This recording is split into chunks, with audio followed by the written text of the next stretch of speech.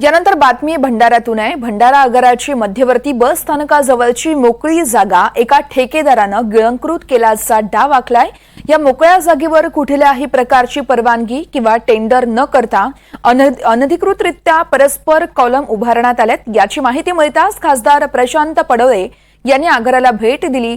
यावेळेस त्यांनी मुख्याधिकाऱ्यांची फोनवरून चांगलीच कान उघडणी केली आहे। मुख्याधिकाऱ्यांनी ठेकेदार प्रकरणात उडवाउडवीची उत्तर दिल्यानं पडवळे यांनीही कान उघडणी केली आहे।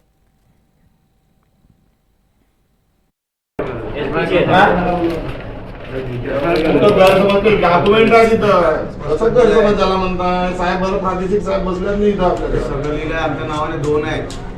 त्यांच्या नावावरचा काय डॉक्युमेंट सरपंच शहर आमच्या नावाने आहे। ते तुमच्या नावावर FIR करायची का? मग तुम्ही म्हणता का नजूरची जागा? अरे जागा त्यांची आहे ना, पण नजूरची आता तुम्ही नजूरची जागा म्हणता। नजूरची जागा कुठे आहे? ते ST ची जागा आहे ना। तुम्ही या परमिशन नाही लागेल का? इलिगल काम करता का तुम्ही? पूर्ण पत्र व्यवहार करून म्हणजे काम पहिले कराल का तुम्ही? बिना टेंडरनीच काम होईल का? तुमच्या टेंडरिंग नाही झाला, प्रोसेस नाही झाला, काय नाही झाला, काम चालू झालं तिथं 50 कॉलम तिथे केले एका रात्रीमधून तुम्ही?